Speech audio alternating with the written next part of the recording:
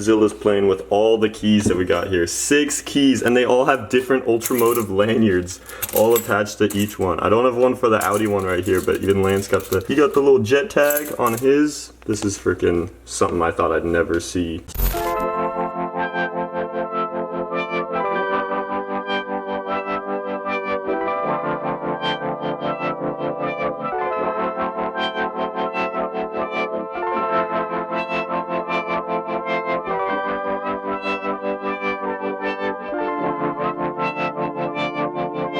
This is Lance's first time seeing the setup. What do you think? It's cool. It's very hot. We got 3 on 3. I guess the more fun toys in the front, and then the white squadron of more dailyable cars in the back. Welcome back to another garage tour video. My name is JackUltraMotive. If you guys don't know me, I've gained most of my following through playing Forza back in the years, which I still play Forza now, but I guess I'm a so-called fallen off Forza YouTuber. I mean, I see comments all the time. People are like, oh, I used to watch your videos, or you were my childhood, or like all those kind of things, which, you know, are great and like cool, but at the same time, I'm like, you should watch the videos now as well. Anyways, that's why we're doing different content now, and we're doing different stuff to hopefully grow new audiences, as well as, you know, appease the likes of maybe people that want different actual automotive content. So this is what we do on this channel, car vlogs, and these are my cars, which we've gotten to 5 now. I've never had up to 5 before, so this is why I'm actually proud to say that this is a valid collection. We'll start out over here because this one actually isn't mine. This is my roommate Lance, aka Stonix, the greatest Forza YouTuber of all time. He moved in back in June and he brought his Civic Si. What year is it? 2017. 2017 Civic Si with him, already on the aftermarket wheels with the lip kit and what, like muffler delete or something like that? Yeah. Yeah, pretty much muffler delete. But yeah, this is his daily, and you know, it sits outside the house. It resides on this property, so you know, I thought we'll throw it in here into the whole group because why not? More the merrier. But next to that, we'll move on to my first car. This is the car I got when I was 16 years old. This is a 2017 Ford Focus RS, frost white. Basically, ever since buying it as my first car rolling out of the dealership, I've had the time to basically kind of like load it up with. It's a full bolt-on car. It's got carbon fiber inserts right here. Enkei NT03 wheels on some fat NT05 275 squared tires that are pretty much like track grippy boys and all that stuff. So yeah, no, I mean, this car means a lot to me, and the OGs know. It's been through it all. I guess to keep a current update on things, if anyone is interested, it is up for sale right now. And that's only because I have my sights on other vehicles to possibly replace this as a daily. As you can see here, I pretty much have all sports cars, whether it be super or just old school. They're all, like half of them, most of them are almost all manual, and they're all sporty and small and all that stuff. And I feel like I need something to at least be a little more practical and different, which is why, you know, we might be looking at trucks and other bigger items to possibly replace this thing. So that's the update on this. So it is sad to think that the first car might be going, but you know, who knows what the future holds. We'll move on from the first vehicle to actually the latest vehicle right here. This is my 1992 Nissan S13 Silvia. Silvia meaning that it was in Japan at one point, and it is right-hand drive, so it was imported over. And this is the latest project of mine. This is kind of the background project that we actually haven't gotten too much content on yet, but there will be more content on coming. And you know, she could use a little bit of love here and there, but other than that, this would actually be a fantastic daily. Old cars are old cars, and it is an SR powered car, so with older turbo powered cars, they can be unreliable to a large extent. But if this thing was bulletproof reliable, I would daily this thing everywhere, because I love it. I love S13 coupes. It's always been a guilty JDM dream of mine. I just very like the classy body styling. Everyone has 240 hatches, everyone does, so I wanted to be the coupe guy myself. But there's a lot more to happen with this car, and you know, you guys will just stay tuned with that, and you know, I'm excited to cleaning this up more and more and more. So right in front of that, we have the only other right-hand drive authentic JDM car here in the fleet, and this is of course my prestigious R32 Skyline GTR. This is the car that I picked up after I got my Focus RS, when I thought, oh, I'll just get a little side project that's, you know, older and more fun to work on and maybe fun to drive. Little did I know this would be the car that everyone would actually fall in love with on the channel. Back in the day, I paid like way less than I paid for my Focus RS for this thing, and now this thing is worth way more than the Focus RS is even worth. So it's just funny how the values of things can shift like that. That said, we've also put in a lot to this car. Brake kit we just most recently did, and then you got the Advan wheels, you got the R34 swap motor that we swap for R34 GTR. A lot of people do like to comment on me and say like, Jack, why don't you ever build and add more power to this car?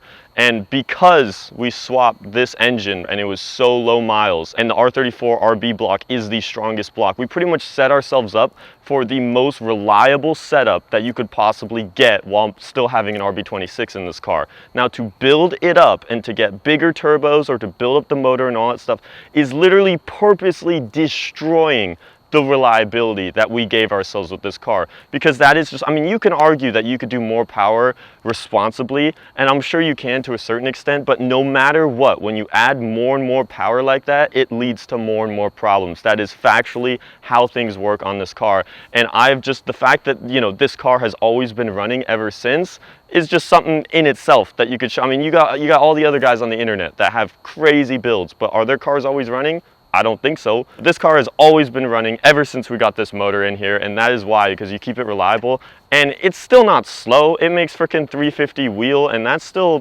decently fast for anyone's sports car, so I enjoy it. It sounds great, got Olin suspension, rides well, but unfortunately, this is the good side. If you guys saw the last video, clearly this used to have the Advan livery for the longest time, and the Advan livery, unfortunately, has ripped off some of the beloved KH2 gray paint that we have on this car. So this thing is gonna have to be, I mean, that's all gonna have to be fixed up in the week's time before we at least do any other sort of wrap design or livery or any other characteristic features onto the car. So I gotta work on getting the paint all fixed on this car. That's kind of the update on there. And then from that, we have what was a loud car to be a subtle car to now the current loudest car visually in the fleet. And this is, of course, my cotton candy machine. This is my drift toy. I love it. I mean, this is exactly what I wanted when I wanted to make a drift car. My route of approach for this drift car wanted to stay kind of period correct to the likes of the drift cars in the 90s, the early 2000s, as well as the Hot Boys over in Japan. I wanted to kind of keep it more subtle and grassroots like that and not make it like a full-blown functional pro car, which is why it still is slammed. It's Hot Boy, it's fun like that. And that's what I love about this. It is a full-on style machine. It causes problems a lot though. You know, when I first got it, I didn't think it was going to cause that many problems, but I mean, I guess I should have known that, because when you buy a drift car, you're setting yourself up for a lot of problems, because you just go out and then you break it. That's essentially what happens. So if you've been keeping up with the content, you'll know that we're definitely adding up a toll on a lot of problems on this thing right now. Like, as of currently, this car doesn't even have brakes. I rubbed through a brake line on probably the last drift day or something like that. Running through the mods, friggin' S15, SR20, Kansai wheels, Nexen tire rubber sponsored on this bad boy. We got the whole clear tails back here, Vertex wheel inside, and yeah, she's fun, but you know, it just takes a lot of love and care to maintain this thing, but don't worry, it's not going anywhere anytime soon. I'm gonna be still drifting this for the next year's season and onward. And then I guess we are literally up last with, I ain't gonna lie, probably my favorite car out of the fleet. So for those who don't know, I used to have an older first generation V10 R8 that was fully red. We built it up for SEMA, air ride, ski box, all that kind of stuff. That car was great. I'm very fortunate to be able to have my very first owned supercar with it, but then the problem with it is that it's an entry-level supercar, so as soon as once you kind of get settled into that supercar life, then you just realize, oh, I'm at the bottom of the food chain, and every Lamborghini, Ferrari, all the other stuff is kind of above me. That's where I started realizing that, okay, maybe I want to upgrade into something else, and that's where this came in, because this second generation R8 solves every single problem imaginable. I mean, it's a 2017, and for the price I paid for this, you cannot get as much bang for your buck for any other 2017 supercar. Dual clutch transmission, electronic steering, much lighter, and then I also wanted to go about this car in every way where I learned from the last one and kind of solved the problems that I ended up having with the last one. So the air ride with the last one was amazing for show. I don't regret it at all. That was probably one of the coolest features about my red car.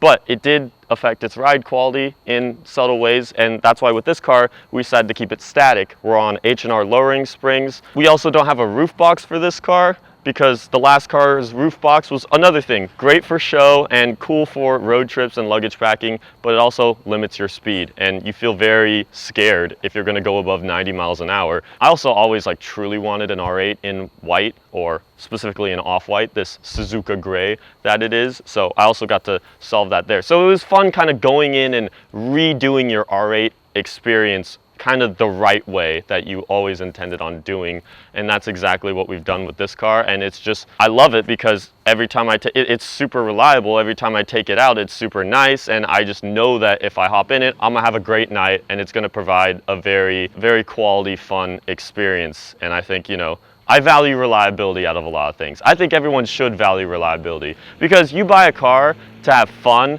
and enjoy it, and when something breaks, that is never fun, unless you're some gearhead that just loves working and fixing things. Usually though, when something breaks, that's stressful and that's annoying, and then that defeats the whole purpose of buying that car for fun anyway. So you want your cars to be reliable and you want them to work. That's pretty much the fleet update. And I guess, you know, I'm still 20 years old. I'm super fortunate. This is the house that I live in that I got myself, as well as all the cars here.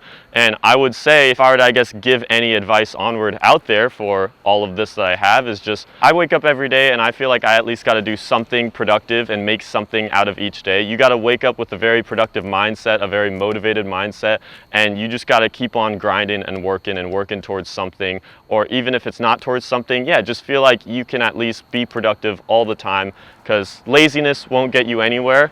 And that's kind of my key token of words on that. Oh, UltraMotive.com. Yes, sir. Also, the merch machine. All in all, thank you guys so much for watching this car collection tour of mine. And this won't be the last time I'll be doing this. As always, things kind of shift through, and that's just how things go. So next time we have a shift in vehicles or something like that, I'll be doing another one. And until then, I'll see you guys later. This will be JackUltraMotive signing off.